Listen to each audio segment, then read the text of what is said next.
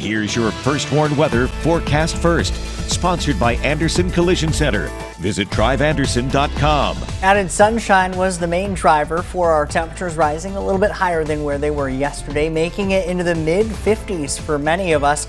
We're still sitting in the mid-50s across the board. 55 right now in Rockford, 53 in Monroe, 54 in Rochelle, and Janesville, 56 in Sterling. The cool spot even in the 50s, 52 right now in DeKalb. We're even seeing a decrease in what little cloud cover we did have through the day today, and that trend will continue as we head into the evening and overnight hours tonight. As a result, our temperature will again drop, eventually making it back down into the low 30s underneath that partly cloudy to mostly clear sky. As we head closer and closer to the weekend, I'll let you know where our temperatures may end up through that time frame, and if we see a little bit of a rain chance on the way. Coming up in your most trusted forecast a little later. Right now at 6, an appeals court sides with neighbors of a Rockford abortion clinic. What's next for the building on Auburn Street tonight? Modifying school mascots. The controversial bill in Springfield now just one step away from becoming law, forcing local districts to make changes. And showing off their hard work, local medical students get to boast over their research work that could one day save a life. Live from WTVO 17, this is Eyewitness News at 6. Good evening, I'm Mimi Murphy. And I'm Wendell Edwards. We're glad you're here. Uncertainty tonight over the future of a Rockford abortion clinic. An appellate court reversed an earlier finding over the clinic's permit. In January of 2023, a group of neighbors filed suit against the city and the Rockford Planning Center on Auburn. They claim the city illegally allowed a medical facility to open in a neighborhood. A Winnebago County judge later dismissed the case, but that was appealed, and yesterday, a judge with the 4th District Appellate Court found the Zoning Board of Appeals erred in allowing the clinic to operate. This stems from a decision from the ZBA to allow the clinic to operate under a special use permit that allowed a home medical office at the location. It used to be a chiropractic practice. The appellate court now is ordering the case back to the Winnebago County Court to be reviewed. The Auburn Clinic is solely for medical abortions that use a pill, not surgery. The Rockford Family Initiative, which is part of the lawsuit, is calling on the city to shut it down. The city tells us we are aware of the appellate court's opinion, and the result is that the business owner will now have the opportunity to request a Zoning Board of Appeals hearing. Consistent with the appellate court's opinion, the clinic can remain open pending the outcome of a public hearing. 2 bills aimed at expanding rights for survivors of sexual abuse unanimously passed the Illinois House. The first would eliminate the statute of limitations for cases of sex trafficking or involuntary servitude. State law only allows victims to pursue prosecution for 25 years or after the victim turns 18. The other would ban insurance companies from charging deductibles, copays, or any costs for rape kits and other examinations. The Senate will now take up both of those measures. Another measure, this one requiring Illinois public libraries to keep opioid reversal medications on hand, also passed the House. This bill would also require libraries to have at least one staff member trained on how to recognize and respond to an opioid overdose on site during business hours. A bill just passed in the Senate, in the State House of Representatives, that could change your district's school in a big way. If it clears the Senate, any school with a native name, logo, or mascot will be forced to change them.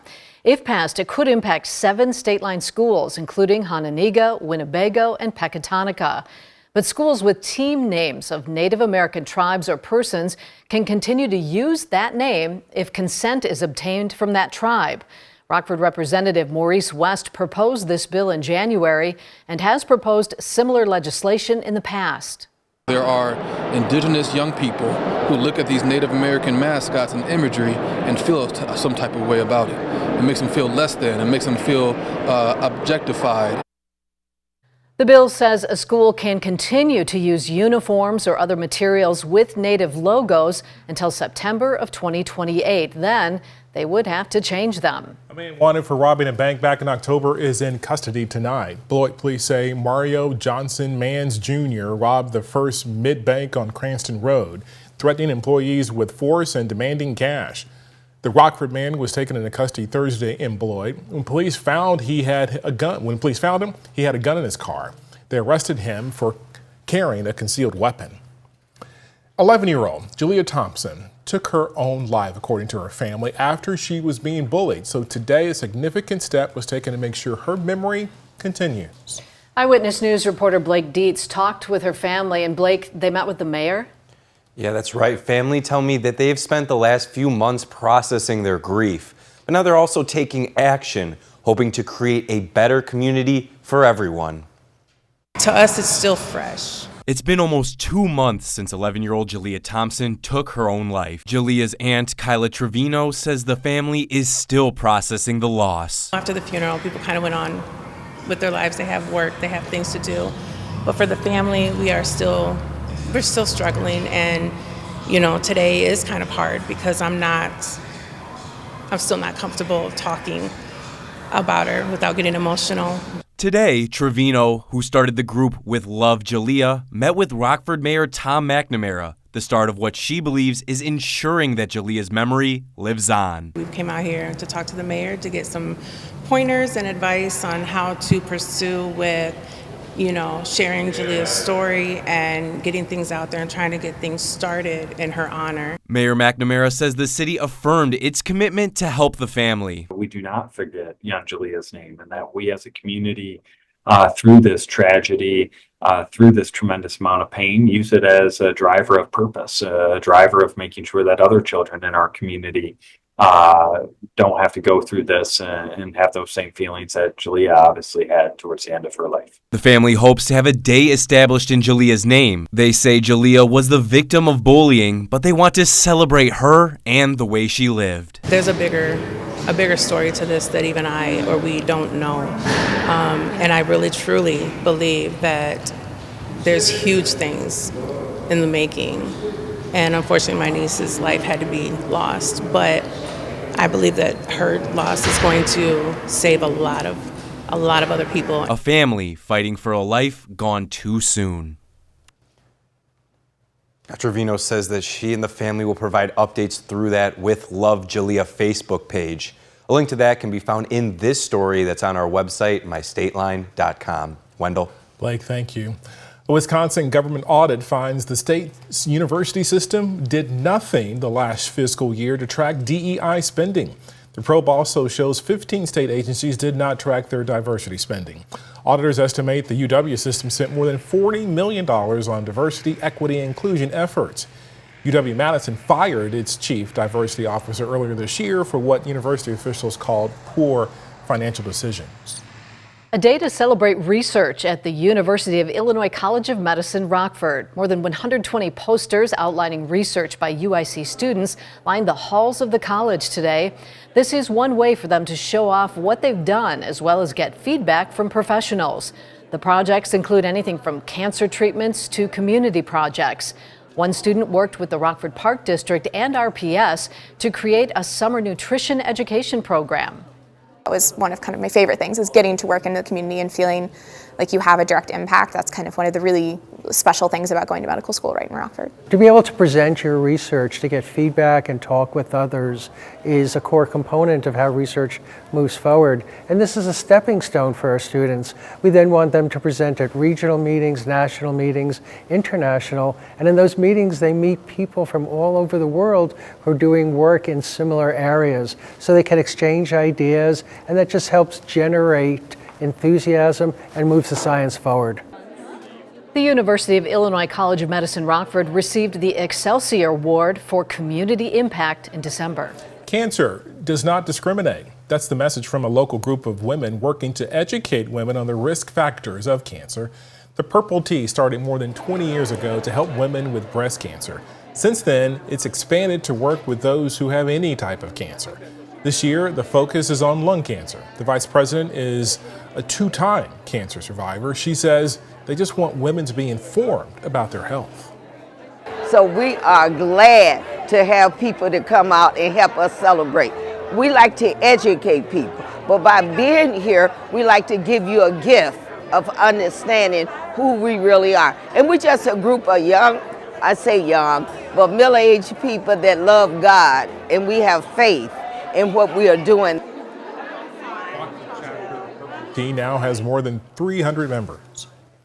Welcome home, soldiers. Coming up, family and friends fill a Rockford Airport hangar. Here's from some of the soldiers about their excitement to finally be back home. And coming up tonight at 10, it's a deadline day, or it is deadline day at the state capitol. And one of the most controversial bills hit a roadblock in the House. The Homeschool Act did not get called for a vote. So what's next for it?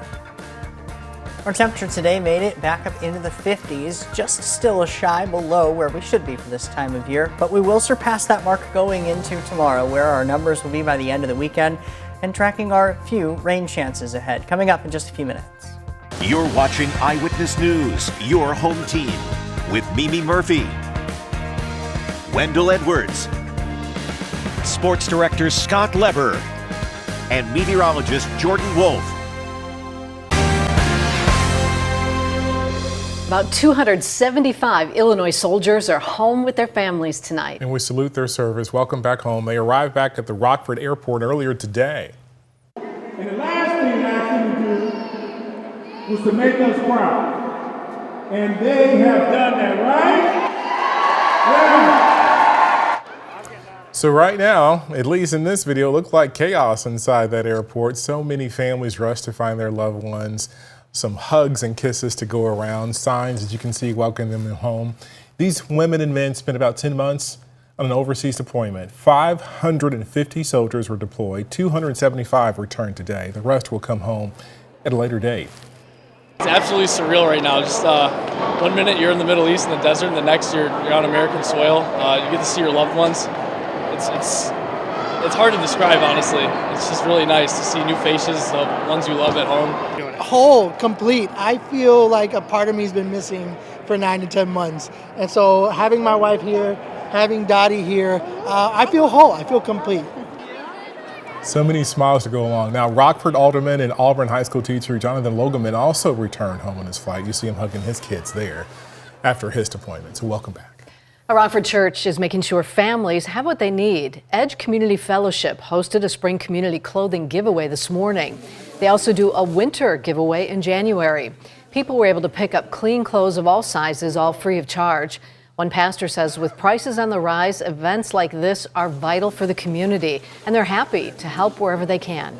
Just seeing the people come out and being a help and a blessing and a service to someone here in the neighborhood, in the community. It's just great. It's just a joy. It's just in our heart and mind to do these things. People could also pick up household items and non-perishable goods. There is a free food distribution tomorrow in Rockford. City First Church is hosting the drive-through event, but this one will be at Haskell Elementary. There are enough boxes for 250 families. It starts at 10 and you are asked to line up on Maple Street. The groceries will be handed out on a first-come, first-served basis. A weekend warm-up. Temps back in the 60s this weekend. Coming up, meteorologist Jordan Wolf tells us when the rain might return.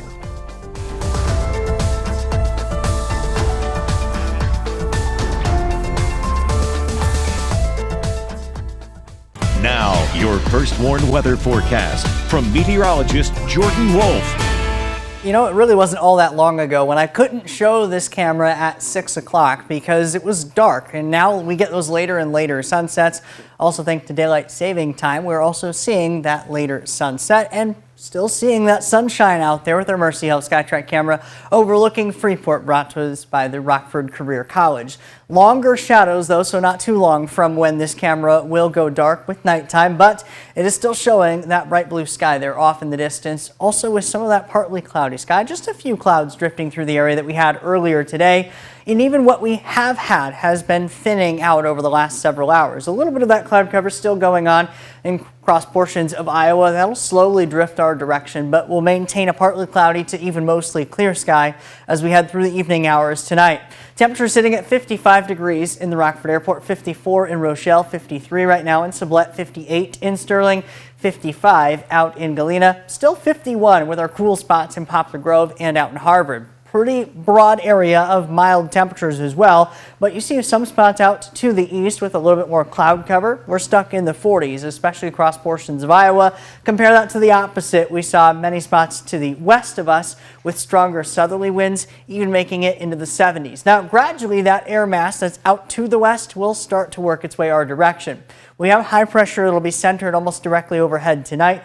That'll allow for a clearing sky and temperature right around the low 30s. But you can see that southerly flow out to the west starts to work its way a little bit closer. That'll bring our high temperature tomorrow into the 60s, back above average for this time of year, and well into the 60s and even near 70 degrees as we head closer to Sunday. Now, we will see a cold front come in Sunday night going into Monday.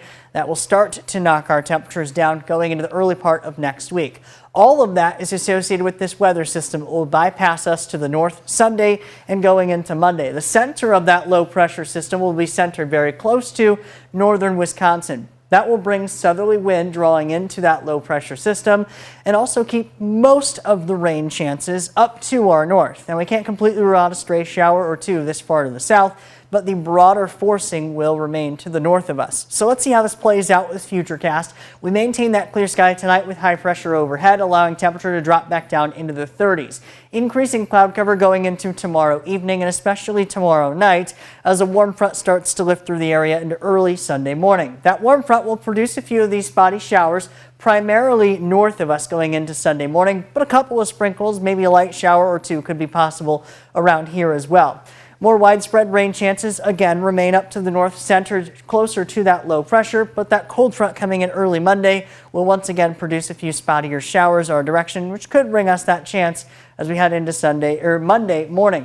That will also bring a little bit of that cooler air mass in going into Monday as well. Extended Futurecast, we have a next widespread rain chance that will arrive as we get a little bit closer to the window of the middle of next week. That's Wednesday going into Thursday for a little bit more of that widespread weather system. Until we get to that point, our rain chances remaining few and far between, and likely many spots could even remain completely dry through that Monday window before we get into that next widespread system. This also comes with a warm-up as well. 62 degrees the forecast high temperature for Saturday with more sunshine, similar to today, up to 68 for Sunday with a little bit of that breeze with that cold front coming in Monday. We're even going to be close to that 50-degree mark going into Tuesday, but the middle of the week brings that next weather system our direction.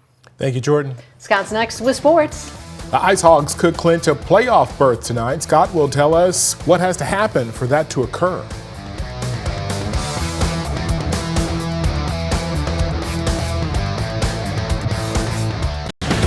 Now sports with sports director Scott Lever. It seems we've been waiting forever for the Ice Hogs to lock up a playoff berth. Tonight could be the night. Their magic number is 3 standing points. So if the Hogs win at home tonight against the Tucson Roadrunners and the Iowa Wild lose their game at Manitoba, the Hogs will be in. The Hogs lost their last 2 outings last weekend to Grand Rapids. Tonight they will welcome back Brett Cini and Joey Anderson. They've been out with injuries the last 3 weeks. Here's how Cini describes the Hogs' approach to wrapping up a playoff spot. Yeah, I think we're just focused on this weekend. Try not to worry too much about it. Just take it one game at a time. So, yeah, I think if we play the right way, we play hard and play north-south, not try to make too many mistakes, I think we're going to be in good shape. The Ice Hogs will also welcome back defenseman Ethan Del Mastro. He's been sent back by the Blackhawks. The Bulls tonight can clinch the number 9 seed for the Eastern Conference's playoff play-in action. They will host the Wizards. The Bulls also still have a shot at overtaking the Hawks for the number 8 seed. The regular season wraps up this weekend. Play-in action starts next Tuesday. The Cubs will come face-to-face with the Dodgers again tonight. They open up a 3-game series in L.A. And the Cubs lost their first 2 games of the season to the Dodgers in Tokyo. Since then, the Dodgers have cooled off a bit. They have won only 6 of their last 10 games. The Cubs have won 7 of their last 10. How do the Cubs feel about facing these guys again already? That's the big leagues. That's you're going to have to play them at some point. I feel like we've strung together a lot of really good games, complete games, both offensively, defensively, pitching staff. Starters have been great, bullpen guys have been getting their stride going, and the offense, all around, just the ways we're winning games, the ways we're scoring runs, it's been really good. So 85 in LA won't be bad.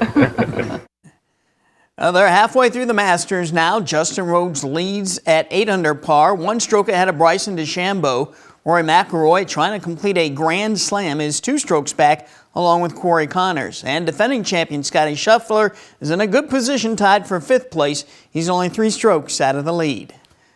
That's sports. We'll be right back. A police department in California does something a little different for Easter. They hold an audible Easter egg hunt. It's designed for blind and visually impaired children. They can use their hearing to hunt for Easter eggs. Each of these kids is teamed up with an officer. The annual event made possible by the Bakersfield Police Activities League. It started 9 years ago, and it is still going strong. Well, good for them. Very nice. Looks like they're having some fun there. They are. And the sunshine out there, the sunshine out here, a nice Easter egg. We can hope for some nice weather for Easter around here. Right. It's still a little bit more than a week away, but I've been, my fair share of some Easter egg hunts where it was pretty cold on a couple of those. Hoping we don't have to deal with any of that. In the short term, things are on the rise with temperatures. We're also clearing out our sky. First Warning Interactive Radar from Rockford, Glass and More. Overnight tonight, temperature down into the 30s once again, but 62 for tomorrow with similar amounts of sunshine today. Almost the 70-degree mark Sunday. A few scattered showers, but many spots will remain dry Sunday into Monday. Another brief cool down on Tuesday. Thanks, Jordan. We'll see you tonight at 10.